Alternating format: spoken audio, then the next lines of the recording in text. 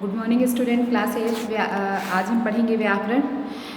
व्याकरण में हम स्वर पढ़ चुके हैं और आज हम पढ़ेंगे व्यंजन के भेद। तो व्यंजन किसे कहते हैं? जो वर्ण बिना किसी सहायता के नहीं बोले जा सकते वो क्या कहलाते हैं? व्यंजन कहलाते हैं। व्यंजन के 3 भेद होते हैं: स्पर्श व्यंजन, अंतःस्थ व्यंजन और ऊष्म व्यंजन। तो स्पर्श व्यंजन क्या कहलाते हैं? जिन व्यंजनों के उच्चारण में वायु मुख के विभिन्न भागों जैसे कंठ, तालु, दंत, मुद्रा आदि को स्पर्श करती हुई बाहर निकलती है, उन्हें स्पर्श व्यंजन कहते हैं। का से लेकर माँ तक सभी व्यंजन स्पर्श व्यंजन हैं। इन्हें 5 वर्गों में बांटा गया है। हर वर्ग का नाम वर्ग के पहले वर्ण के नाम पर रखा गया है। इनकी संख्या 25 है। ठीक है, तो स्पर्श व्यंजन की संख्या 25 होती है। जैसे का वर्ग, चा वर्ग, टा वर्ग, ता वर्ग और पा वर्ग, इस तरह 5 भागों में बांटा गया है। और जैसे देखिए, का वर्ग को किससे स्पर्श करता है? कंठ से। चा वर्ग तालु से, टा वर्ग मुद्रा से और ता वर्ग दंत से, पा वर्ग ओष्ठ से स्पर्श करता है। तो जिन वर्णों के उच्चारण में जीवा जो है संपूर्ण मुख का स्पर्श करती है उसे स्पर्श व्यंजन कहते हैं। जिन वर्णों के उच्चारण में जीवा संपूर्ण मुख का स्पर्श करती है उसे स्पर्श व्यंजन कहते हैं। इस परिभाषा को आप अपनी नोटबुक में लिखेंगे। इसके बाद आता है अंतःस्थ व्यंजन। जिन व्यंजनों के उच्चारण में जीभ मुख के किसी भाग को पूरी तरह स्पर्श नहीं करती उन्हें अंतःस्थ व्यंजन कहते हैं। जिन व्यंजनों के उच्चारण में जीभ मुख के किसी भी भाग को पूरी तरह स्पर्श नहीं करती उन्हें अंतःस्थ व्यंजन कहते हैं। जैसे य, र, ल, व 4 अंतःस्थ व्यंजन हैं। ये मतलब आपसे प्रश्न कई प्रकार से पूछे जा सकते हैं। जैसे प्रश्न हो गया, अंतःस्थ व्यंजन किसे कहते हैं? अंतःस्थ व्यंजन कौन कौन से होते हैं? अंतःस्थ व्यंजन कितने होते हैं? तो अंतःस्थ व्यंजन 4 होते हैं: या, रा, ला, व, है ना। अंतःस्थ व्यंजन बीच वाले व्यंजन होते हैं जो न स्पर्श होते हैं और न ऊष्म होते हैं, उन्हें हम अंतःस्थ व्यंजन कहते हैं। इसके बाद आता है ऊष्म व्यंजन। जिन व्यंजनों का उच्चारण करते समय मुख में ऊष्मा पैदा होती है, जिन व्यंजनों के उच्चारण में मुख से ऊष्मा उत्पन्न होती है उसे हम ऊष्म व्यंजन कहते हैं। इसमें श्वास तेजी से आती है, उन्हें ऊष्म व्यंजन कहते हैं। जैसे श, स, स, ह, है ना। तो श, ख, स, ह, ये जो 4 व्यंजन हैं ये ऊष्म व्यंजन कहलाते हैं क्योंकि इनके उच्चारण में मुख से ऊष्मा निकलती है। इसके बाद आते हैं अतिरिक्त व्यंजन। जिन व्यंजनों के उच्चारण में जिह्वा मूर्धा को स्पर्श करते हुए मुख झटके से खुलता है उसे अतिरिक्त व्यंजन कहते हैं। ये व्यंजन टा वर्ग के डा तथा डा व्यंजनों के नीचे बिंदु लगाने से प्राप्त होते हैं। जैसे डा के नीचे बिंदी तथा ढा के नीचे बिंदी व्यंजनों को अतिरिक्त व्यंजन कहा जाता है। तो अतिरिक्त व्यंजन केवल ये आपके ये डा और ढा है, जब इनके नीचे बिंदी लग जाती है तो ये अतिरिक्त व्यंजन कहलाते हैं। इसके बाद आता है संयुक्त व्यंजन। संयुक्त व्यंजन 2 भिन्न भिन्न व्यंजनों के योग से बने व्यंजनों को संयुक्त व्यंजन कहते हैं।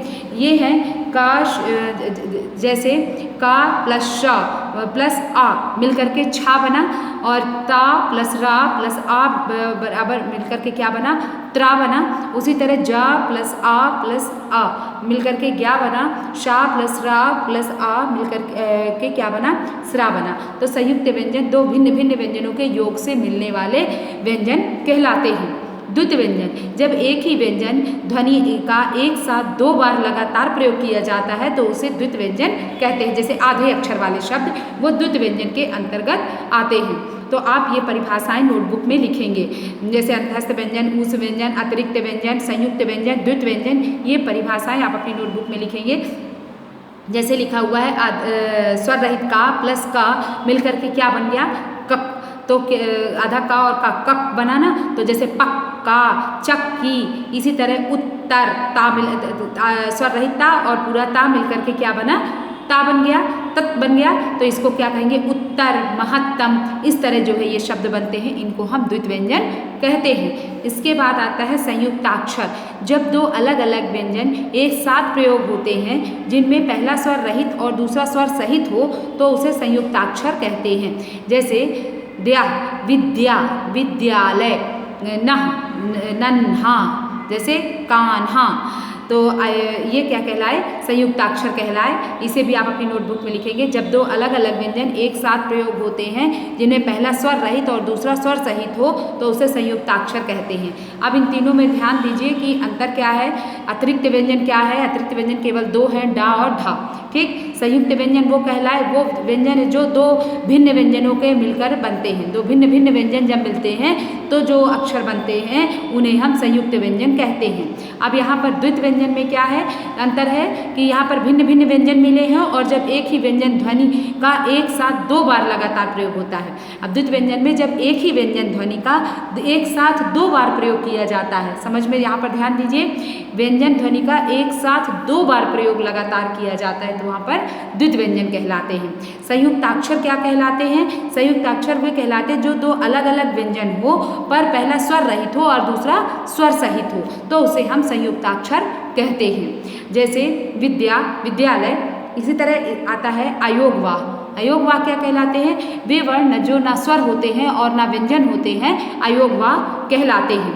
ठीक है, तो अंग और आहा को विसर्ग कहते हैं। देखिए ये वर्ण ना तो स्वर है ना ही व्यंजन है क्योंकि उनके उच्चारण में आ स्वर की सहायता आवश्यक है, इसलिए ये अयोगवाह कहलाते हैं। मानक वर्णमाला में अंग और आहा को अयोगवाह को स्वर और व्यंजनों के मध्य में स्थान दिया गया है। अंग को अनुस्वार और आहा को विसर्ग कहते हैं, है ना। तो अंग और आहा अयोगवाह है।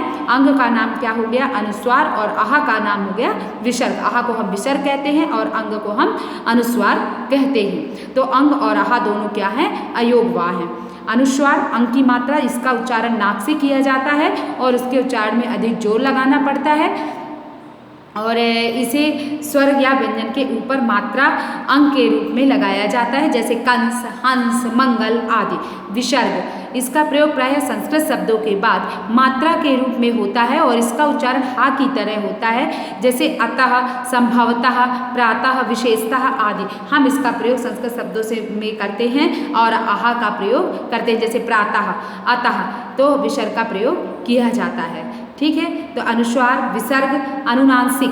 अनुनासिक क्या कहलाता है? चंद्र बिंदु को हम अनुनासिक कहते हैं। इसके उच्चारण में नाक और मुंह दोनों का प्रयोग किया जाता है और इसे चंद्र बिंदु भी कहते हैं, जैसे चांद, पाँव, छाँव, गांव आदि अनुनासिक कहलाते हैं। स्वतंत्र रूप से में स्वर, जब स्वरों का प्रयोग व्यंजनों के साथ अपने मूल रूप में होता है तो उसे स्वर का स्वतंत्र रूप कहा जाता है, जैसे आम, ऊंट, अब, इधर आदि। स्वतंत्र रूप में स्वर, जब स्वरों का प्रयोग व्यंजनों के साथ अपने मूल रूप में होता है, व्यंजनों के साथ अपने मूल रूप में होता है तो उसे हम स्वर का स्वतंत्र रूप कहते हैं, जैसे आम, है ना, आ से आम, ऊ से ऊंट, आ से अब, ई से इधर आदि, मतलब मूल रूप में ही में प्रयोग होता है तो हम उसे क्या कहते हैं? स्वतंत्र रूप में स्वर का कहते हैं। आध्वनि, आध्वनि क्या कहलाती है? अंग्रेजी भाषा में से हिंदी में ऐसे अनेक शब्द आए हैं जिनके उच्चारण में आ और ध्वनि का प्रयोग होता है। यह ध्वनि आ और ओ दोनों ध्वनि की मध्यवर्ती ध्वनि है, जिसे डॉक्टर, कॉलेज, बॉल आदि। आप जैसे डॉग लिखते हैं तो ये लगाते हैं, चिन्ह लगाते हैं, ये आगत चिन्ह है और इसे हम आगत ध्वनि कहते हैं। आ और आ ध्वनि में व्यापक अंतर होता है। इनके उच्चारण में अंतर के कारण शब्दों का अर्थ भी बदल जाता है। जैसे बॉल लिखना है तो आप बॉल में अगर ये आगत चिन्ह नहीं लगाते तो बाल हो जाएगा, तो जिसका अर्थ है एक बॉल बोलते हैं तो उसका अर्थ होता है गेंद, जबकि बाल का अर्थ होता है सिर के बाल। तो एक आगत चिन्ह ना लगाने से अर्थ में अंतर आ जाता है। तो आ ध्वनि जो है ये क्या है? आगत ध्वनि से बोलते हैं, आगत चिन्ह भी बोलते हैं, मतलब जो विदेशी भाषाओं से हमारे हिंदी भाषा में आ गए हैं। तो जैसे तो इसको क्या पढ़ेंगे? औ, है ना, और इसको पढ़ेंगे आ। तो अगर हम आ लगा दिए तो बाल हो गया, अगर हम बाल में औ लगाते हैं तो बॉल हो जाता है। तो बॉल का अर्थ होता है गेंद और जबकि बाल का अर्थ होता है सिर के बाल। तो ये आपकी क्या कहलाई? आगत ध्वनि कहलाई। तो आज आपने क्या जाना? व्यंजन जाना। व्यंजन किसे कहते हैं? तो व्यंजन कहते हैं जो वर्ण जो है बिना किसी सहायता के बोले जा सकते हैं, उच्चारण किए जा सकते हैं, उन्हें हम व्यंजन कहते हैं। व्यंजन 3 प्रकार के होते हैं, अंतःस्थ व्यंजन, ऊष् व्यंजन और स्पर्श व्यंजन। तो स्पर्श व्यंजन में जीवा जो है संपूर्ण मुख का उच्चारण स्पर्श करती है, इसलिए उन व्यंजनों को स्पर्श व्यंजन कहा जाता है। वो 25 होते हैं। अंतःस्थ व्यंजन जो स्पर्श और ऊष्म के बीच के व्यंजन होते हैं उन्हें हम अंतःस्थ व्यंजन कहते हैं, जैसे या, रा, ला, वा, ये 4 प्रकार के होते हैं। ऊष्म व्यंजन वो व्यंजन जिन व्यंजनों के उच्चारण में मुख से ऊष्मा निकलती है उस व्यंजन कहलाते हैं। अतिरिक्त व्यंजन डा और ढा के नीचे जब बिंदी लग जाती है तो ये दोनों व्यंजन अतिरिक्त व्यंजन के अंतर्गत आते हैं। इसके बाद आपने जाना संयुक्त व्यंजन। संयुक्त व्यंजन में दो भिन्न भिन्न व्यंजनों के योग से बने व्यंजन संयुक्त व्यंजन कहलाते हैं, जैसे छ, त्र, ज्ञ, श्र। इसके बाद आपने जाना द्वित व्यंजन। जब एक ही व्यंजन ध्वनि का एक के साथ दो बार लगातार प्रयोग किया जाता है तो उसे द्वित व्यंजन कहते हैं, जैसे पक्का, चक्की। का दो बार प्रयोग हुआ ना, देखिए दो व्यंजन दिए हुए हैं तो एक चक्की मतलब का को दो बार बोला गया तो आधा का लगा दिया, इधर पूरा का लगा दिया तो क्या बन गया, चक्की बन गया। तो ये द्वित व्यंजन कहलाते हैं। इसके बाद संयुक्ताक्षर, जब दो अलग अलग व्यंजन एक साथ प्रयोग होते हैं जिनमें पहला स्वर रहित होता है और दूसरा स्वर सहित होता है तो उसे संयुक्ताक्षर कहते हैं। अयोगवाह, जो वर्ण न स्वर होते हैं और न व्यंजन होते हैं अयोगवाह कहलाते हैं। अंग और आहा अयोगवाह है। अंग को हम अनुस्वार कहते हैं और आहा को हम अनुनासिक कहते हैं और नहीं, आहा को हम विसर्ग कहते हैं। अनुनासिक चंद्रबिंदु को कहा जाता है। और स्वतंत्र रूप से स्वर जैसे आम, ऊंट, अब, इधर, ये स्वतंत्र रूप से स्वर कहलाए और ये और जो है आगत ध्वनि है और इसका प्रयोग जो है विदेशी भाषाओं में किया जाता है। जैसे बॉल को हम अगर बाल कहते हैं तो बाल का अर्थ हो जाता है सिर के बाल और बॉल का अर्थ होता है गेंद। ठीक है, आज के लिए इतना ही। आगे हम कल पढ़ेंगे, पेज नंबर 12 कल पढ़ेंगे।